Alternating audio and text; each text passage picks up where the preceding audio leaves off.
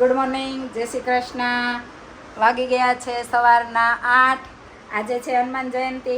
તો હનુમાન જયંતિ નિમિત્તે આપણે હનુમાન દાદાના પ્રસાદમાં લાડુ બનાવવાના છે, એટલે લાડુની પ્રોસેસ પણ બતાવીશું વિડીયોમાં.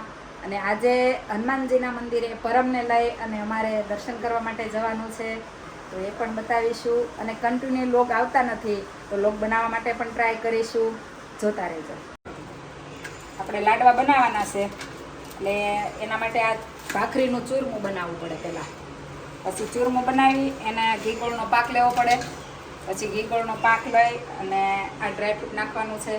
થોડુંક આપણે સુગંધ માટે કંઈક નાખશું, એલચી પાવડર અથવા સૂંઠનો પાવડર નાખશું. અને આ અમારી દેશી ગાયનું ઘી છે, તો આ ઘીમાં અમારે લાડવા બનાવવાના છે. આ ગાયનું ઘી છે, તો આ ગાયના ઘીથી લાડવા બનાવશું. ચાલો હવે આપણે લાડવા બનાવવાનું શરૂ કરીએ.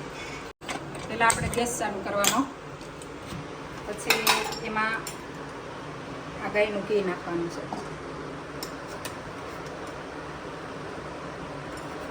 જોતા પ્રમાણમાં નાખવાનું, આપણે જેટલું ચૂરમું હોય એટલું. પછી આ ઘી થોડુંક ઓગળી જાય એટલે એમાં આપણે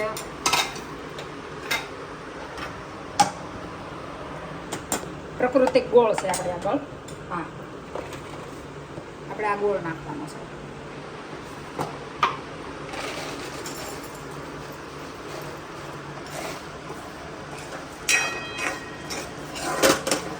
પછી ગોળને ઓગળી જાય પછી આપણે એમાં આ ચૂરમું બનાવેલું છે ને, આ ચૂરમું એમાં નાખવાનું. પછી ડ્રાયફ્રૂટ નાખશું અને થોડું ઘી નાખવું છે ને.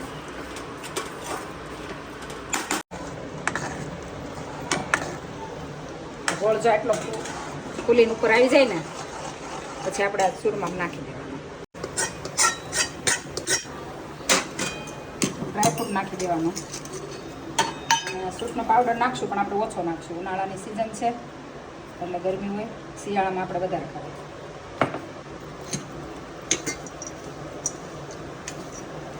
હા, આપણા લાડુ તૈયાર. ઘી નાખવું પડશે ઉપરથી. આમાં ઘી પણ આપણે થોડુંક ઓછું હોય નાખીએ કાંઈ, આપણે થોડુંક નાખી દઈએ.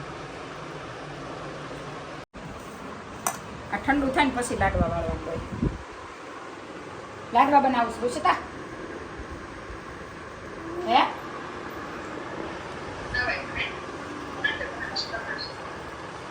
હા, જે હું અત્યારે જ બનાવી નહીં ખાવ તો જો ઘીમાં લથપથતા લાડુ ગરમ ગરમ મજા આવે ખાવાની. હારે બનાવાય દાળ.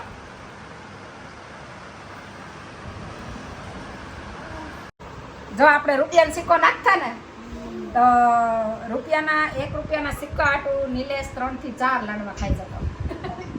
₹1 સિક્કા હાટું હો. પછી 2 માં ન નીકળે ને એટલે કે મમ્મી હજી તો આમાં નીકળે. મેં તું હજી ખા નીકળશે. એક કરીને 4 લાડવા ખવડાવી દેતી, અને રૂપિયાનો સિક્કો તોય એને ન નીકળતો.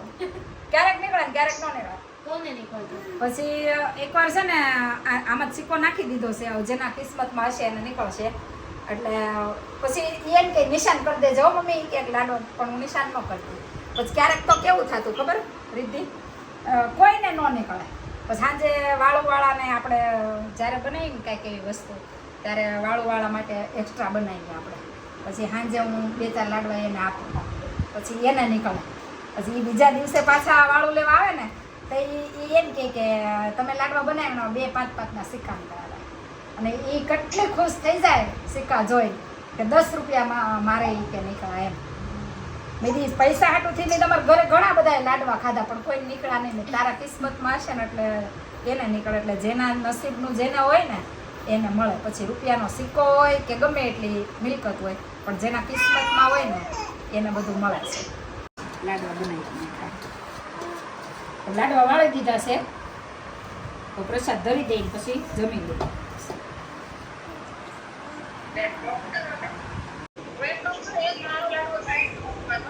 હા, પછી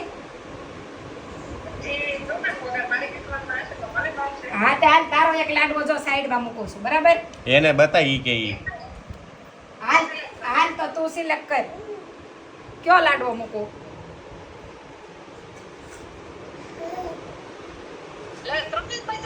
તમે એક એક લઈ અમે લીધો ત્રણ અને ઓલા પ્રસાદીના તો દઈએ ત્રણ હતા. 4 પ્રસાદીના કર્યા અને અમે એક એક લઈ લીધો હવે 3 છે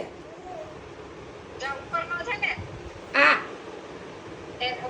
આ આ હાલ આ તારો બરાબર આ અહીંયા મૂકું છું હવે પરમ તારો પરમને કયો લાડુ જોઈએ છે? આ પરમનો મૂકું છું હાલો બરાબર હા, મૂકી દ્યો. આ પરમનો 1 જ રૂપિયાનો સિક્કો નાખ્યો આમાં છે. હશે પૈસા. પણ કિસ્મત જોવાના છે આમાં જ છે પૈસા, કોના તૂટેલો છે. કિસ્મતમાં હોય. નિલેશ આ દીદીનો છે આ મારો છે હાલો ખોલો હવે પોતપોતાના જો મારો પેલા ખોલું છું ઋષિતા મારો ખોલું છું પેલા બરાબર જય હનુમાન દાદા હાલો મારા કિસ્મતમાં તો નથી ભાઈ આ બેનનો લાડો ખાહે કોણ પછી? ઈ બેનનો લાડવો હું ખાઈ જઈશ હાલો મારામાં તો નથી હાલ બેન તારો ખોલું છું. લાઈતા એનો ફોન. હા એનો છેલ્લે હાલ. એ તારો છેલ્લે હાલ આપણામાં જ હાલો કિસ્મત નિલેશ નો ખોલે હાલો નિલેશ નહીં નથી છે. એ આમાં જ છે પૈસા. આ બરાબર તૂટલો છે. હવે હાલો રિદ્ધિને પરમ ખોલશે ઈ રિદ્ધિનો છે એ રિદ્ધિનામાં નીકળો પરમ મારે નીકળો છો રૂપિયાનો સિક્કો. રિદ્ધિનામાં 1 રૂપિયાનો સિક્કો નીકળો લે રિદ્ધિ બહુ કિસ્મત વાળી છે કિસ્મતમાં હોય ને એને જ નીકળે હું કહેશો હા રિદ્ધિ આવી એટલે એની કિસ્મત ચમકી ગઈ હે ને ગટ્ટુ આવ્યો પછી વધારે ચમકી ગઈ એ પર ગટ્ટુ ને નો નીકળો લાડવો ગટ્ટુ લાડવા ખાશે ને ત્યારે એ એવું જ કરશો હો મમ્મી. હારું, હાલો હવે લાડવા જમી લઈએ. એમ જ ખવડાવવાના છે. રુચિતાઓ જમી લઈ હાલો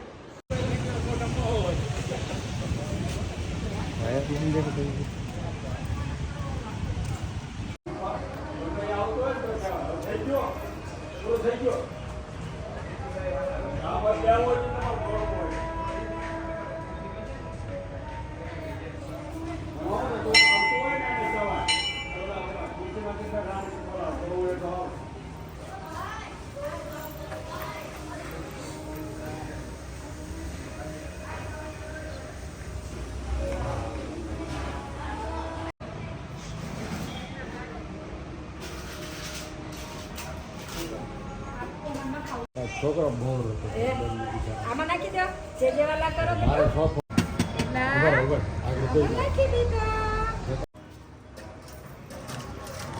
જોઈ જા આમ જો બોલે પણ બોલાવે આગળ લે કેમ લાગ્યો મજા આવી ને એમ એને શીખવાડવું પડે તાલીમ આપવાની તાલીમ આપવાની કેમ તાલીમ આપવાની જો કર્યા હા જે જેવાલા કરો બેટો જે કરો જે કરો દાદાને દાદાને જે કરો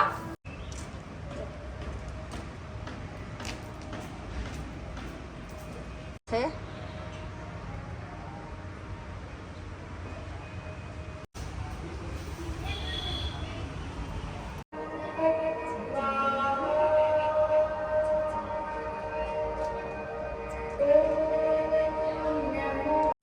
લટુરિયા હનુમાન આવ્યો છું કે પપ્પાને ક્યાં આવ્યો છે લટુરિયા હનુમાન દાદા આવ્યો છે હે ગટુ લટુરિયા હનુમાન દાદા પગે લાગવા આવ્યો છું કે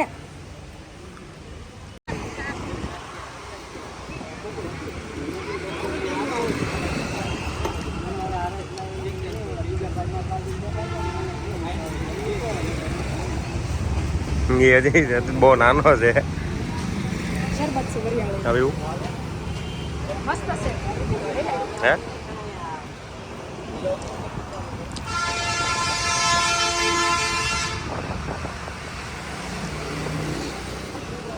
હનુમાન દાદા છે ને નિલેશ અમારે ત્યાં વન ભોજન કરવા આવવાનું હતું કે દિવસનું અમે પ્લાન કરીશ પણ અંદરથી જોયેલું નહોતું કેવું છે ને આ પરમ લઈને આવીને તો અંદરથી જોવાઈ ગયું કેવું છે સરસ જગ્યા બહુ મસ્ત છે અને આ ચોકને લટુરિયા ચોક હોતન કહેવાય છે આ જે વ્રત ચોકની પહેલા ચોક આવે ને એ ચોકને એ ચોકથી અંદર થોડાક જાય ને એટલે લટુરિયા હનુમાન દાદાનું મંદિર છે બહુ મસ્ત જગ્યા છે આ પરમને લઈને આવીને તમારે જોવાઈ ગઈ મજા આવી ગઈ હનુમાન દાદાને લાડવા ધરાવ્યા પ્રસાદ લીધો તેલ ચડાવ્યું કાગટું મજા આવી ગઈ ને હે ક્યાં ગયા તા આપણે એ ઘણું જીવો ક્યાં ગયા તા હે ખુશ થઈ ગયો ક્યાં ગયા તા આપણે હે હનુમાન દાદાના મંદિરે ભોળાનાથના મંદિરે જઈ આવ્યા, હનુમાન દાદાના મંદિરે જઈ આવ્યા.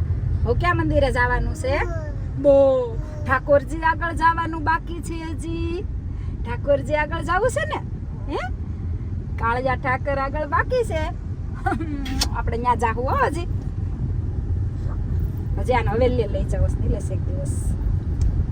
બાવાશ્રી હોય ને તે લઈ જાવ કાગટો. હાલો આવી ગયો આપણું ઘર હો. હાલો હાલો હાલો હાલો આવી ગયો. બાય બાય કહેજો બધાને. બાય બાય કહી દો, ટાટા કહી દો. C you. હનુમાન દાદાના મંદિરે જઈ આવ્યો છું. ટાટા કહી દો. નેક્સ્ટ વ્લોગમાં મળશું હવે. Bye bye.